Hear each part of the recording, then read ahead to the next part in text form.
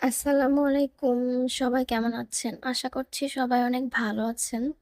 আজকে অনেকদিন পরে একটি ভিডিও নিয়ে চলে এসেছি। এই ভিডিওটা হলো আমার বলতে পারেন একটা শৈশবের স্মৃতি বা ছোটবেলার একটা মেমোরি। অনেকদিন পরে আসলে আমরা এখানে যাচ্ছি। তো জায়গাটা হলো আমরা সবাই মিলে আমার বড় ফুপুর বাসায় যাচ্ছি।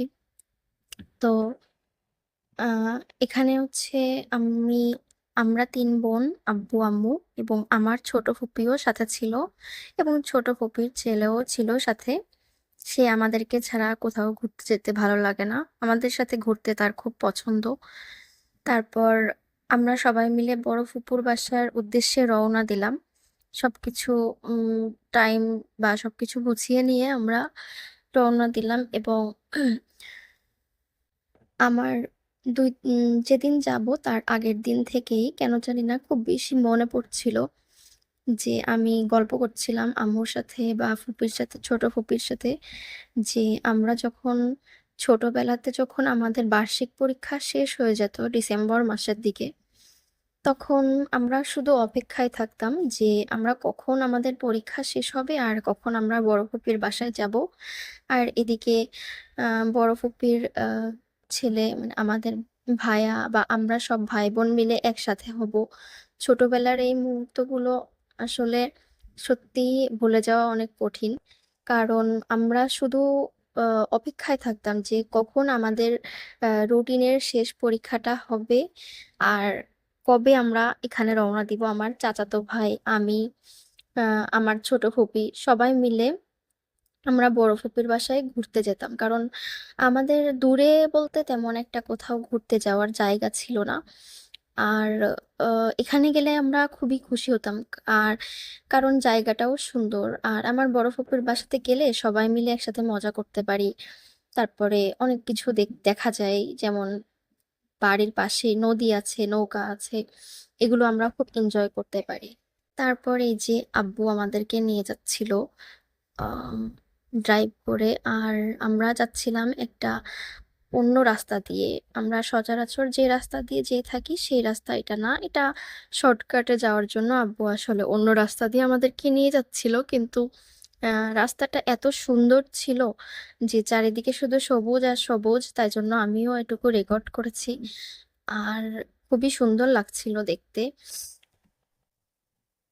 তারপর আমরা সবাই মিলে ভিতরে অনেক গল্প করতে গিয়েছি এবং ছোট ভাই আমাদের যে ছোট ছিল সেও অনেক এনজয় করে আমাদের সাথে গল্প করেছে। তারপর আমরা মাঝে মাঝে আবার রাস্তা ভুলে যাচ্ছিলাম।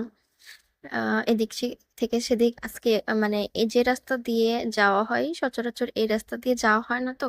এজন্য আসলে আ রাস্তা ভুলে বারবার এদিক থেকে সেদিক মানুষের কাছ থেকে শুনে নিয়ে আমরা পথ ঠিক করে যাচ্ছিলাম। যেহেতু আমাদের ফোনে নেট ছিল না, এইজন্য Google ম্যাপটাও অন করতে পারছিলাম না।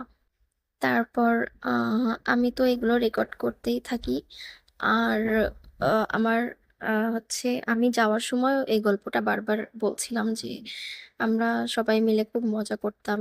আর কাজিনরা মিলে একসাথে আড্ডা, হাসাহাসি এই মুহূর্তগুলো যেন সত্যিই কোনোদিন ভোলা যায় না। আর এই যে দিনটা যে আমি কতদিন পরে এখানে যাচ্ছি, আ অনেকদিন পর মানে কখনো এভাবে থাকা হয় না। ২-৩ দিনের জন্য যাওয়া হয় না। আবার কখনো হুট করে চলে আসা হয়। আর এখানে যেতে আমার বাসা থেকে সময় লাগে প্রায় ৪০ থেকে ৪৫ মিনিট। কিন্তু রাস্তাঘাটের কারণে কোনো সময় এটা ১ ঘন্টাও লেগে যায় আরকি। সেজন্য আমরা আ খুব এনজয় করে সবাই মিলে যাচ্ছিলাম।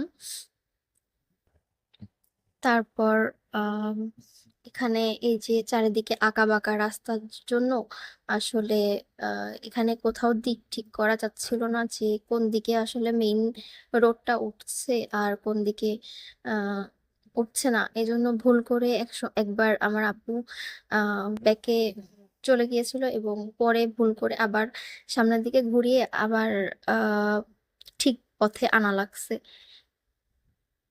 তারপর অনেক অপেক্ষার পর আমরা এই যে ফুপির বাসায় পৌঁছায় গেলাম এবং আমি তারপরে সবাই আমরা ভিতরে ঢুকছিলাম আর আব্বু ভিতরে পার্কিং করবে বলে আমরা আগে ঢুকে পড়েছি।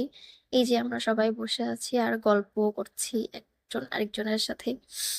আর এই যে ফুপু আমাদেরকে শরবত দিয়েছিল যাওয়ার সাথে সাথে, আমরা সবাই শরবত খেয়েছি, গরমে এত গরম বেশি এজন্য।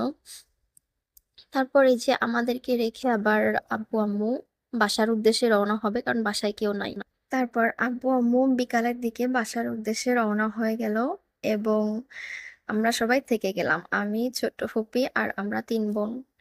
আমার ছোট ভাই, আমরা একসাথে থেকে গেছি কারণ সেই মুহূর্তটা খুব ভালো লাগতো যে পরীক্ষা শেষ হলে আমরা একসাথে থাকতাম। তারপর এই যে আমরা আবার বাসা থেকে বের হয়ে ও ছোট ছোট বলছিল যে নদীর ঘাটে যাবে। এই যে নদীর ঘাট দেখেন বাসার গেট থেকে, এখান থেকে দেখা যায়। এই যে আমরা পরে নদীর ঘাটে এসেছিলাম এবং দেখলাম যে নদীতে অনেক পানি বেড়েছে এবং দেখেন ওই যে পাঁচিলের শেষ পর্যন্ত যে প্রান্তটুকু দেখা যায় সেই পর্যন্ত কিন্তু পানি খালি থাকে, কিন্তু অনেক সময় আমি শুনেছি এখানে যে এইখানে এই নদীতে নাকি জোয়ার ভাটা হয়। তো যখন জোয়ার আসে তখন নাকি পানি এদিকে বাড়ে, আর যখন ভাটা হয় তখন নাকি পানি কমে যায়। কি জানি এমন একটা কথা ছিল, জানি না। কিন্তু জোয়ার ভাটার এই জিনিসটা আমি শুনেছি যে জোয়ার ভাটা হয়, পানি বাড়ে আবার কমে। তো নদীর পানি কোন পর্যন্ত চলে এসেছে সেটা দেখেই খুব অবাক হচ্ছিলাম, কারণ ছোটবেলা থেকে দেখেছি এত পর্যন্ত কখনোই পানি থাকেনি। এই যে ও আবার নদীর পানিতে একটু পা দিতে চাচ্ছিল, তো ওকে হাত ধরে নিয়ে আর কি নদীর পানিতে একটু পা দিয়েছিল, কারণ ছোট মানুষ, আমাদের খুব ভয় লাগে এটা, কারণ বলা যায় না কখন বিপদ, কি বিপদ আসে। এই যে নদীতে 2টা নৌকা থাকে, মানুষজন সবসময় এখানে খেয়া পারাপার হয়। তো আহ ওই পারের মানুষ এই পারে আসে আর এই পারের মানুষ কোনো কাজের তাগিদে ওই পারে যায়। অনেক মানুষেরই দেখি অনেক প্রয়োজন হয়, এই জন্য এই নৌকাগুলো এখানে প্রায় সবসময় অ্যাভেলেবল পাবেন। তারপর আজকে এই পর্যন্তই। আর এই যে তারপর লাস্টের দিকে ওরা আবার বললো যে নদীর ওই পার থেকে নৌকা একটু ঘুরবে, তাই ছোট ভাইটি নৌকায় ওঠার জন্য পাগল হচ্ছিল।